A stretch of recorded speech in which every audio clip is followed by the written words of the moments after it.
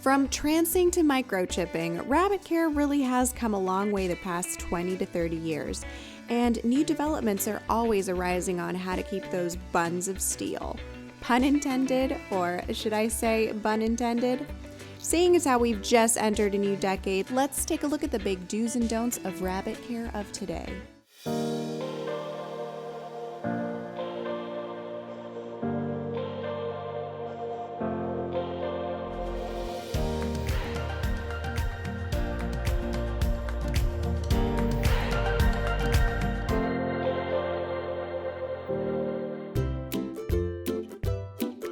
Today's video is brought to you by Roborock.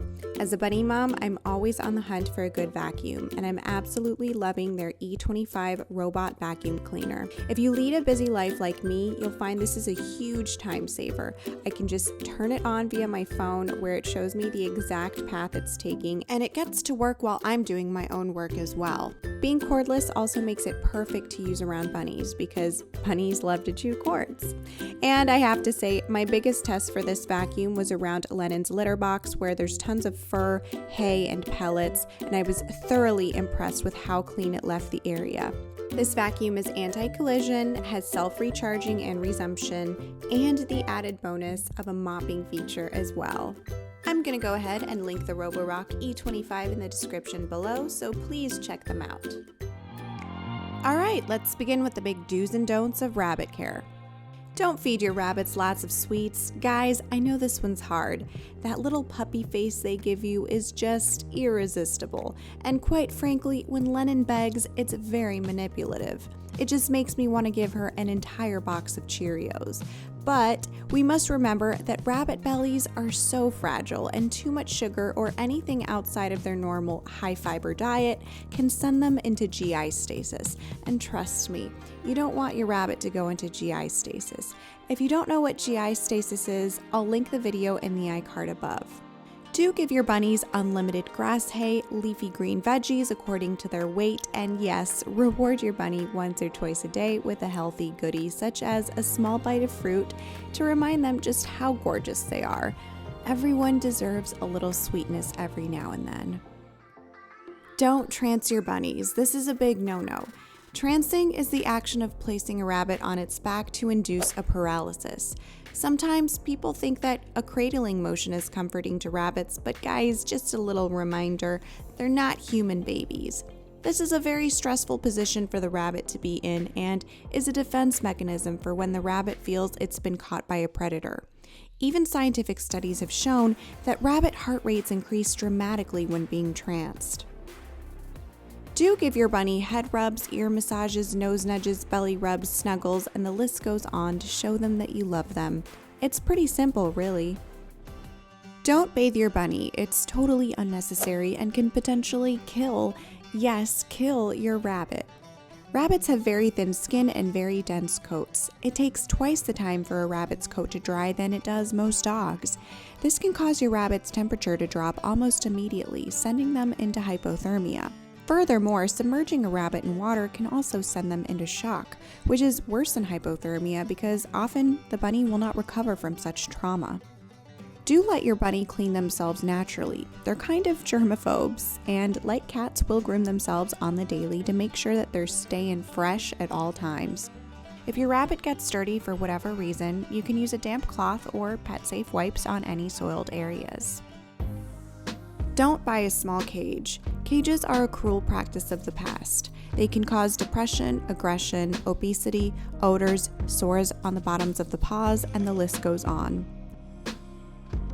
Do give your bunny free range of a room or your house if possible, but sometimes an exercise pen can suit them as well if big enough.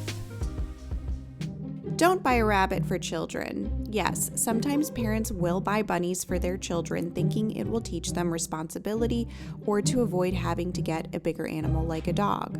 But most children really can't comprehend the amount of work that goes into taking care of an animal, especially a high-maintenance one like a rabbit.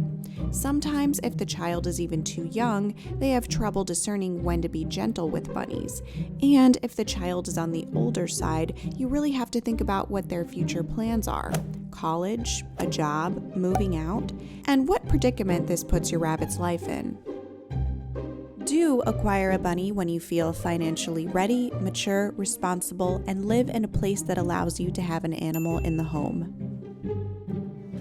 Don't pick up your bunnies by the scruff. It's just kind of rude and painful for the bunny, and considering these little guys are prey animals, picking them up the same way a hawk would, yeah, not cool and an easy way to send them into shock. Do pick them up by their hindquarters with one hand while supporting their midsection with the other. It's important to remember bunnies don't really like being picked up, but whenever it is necessary to do so, this is definitely the best way to make them most comfortable. Don't leave your rabbit alone for an extended period of time. Rabbits are social creatures that require interaction and affection. Although they do sleep during the day, they can't really fend for themselves like cats and do need to be monitored closely during their active hours. So yeah, that weekend trip, you'll have to get a bunny sitter for that. Do spend lots of time with your bunny and check up on them regularly to make sure they're not sick, malnourished, or dehydrated. Many people will also bond 2 or more rabbits together to create a lasting companionship and prevent boredom. Don't give your bunnies drip bottles. To this day, you'll see these things being sold for rabbits at pet stores, but don't be fooled. Bunnies are actually at risk of dehydration when using these. Furthermore, the BPA in the plastic isn't good for your bunnies or the environment, and bottles are much harder to clean than bowls.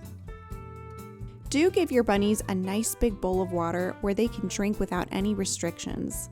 A heavy bowl and a stand will prevent them from tipping it.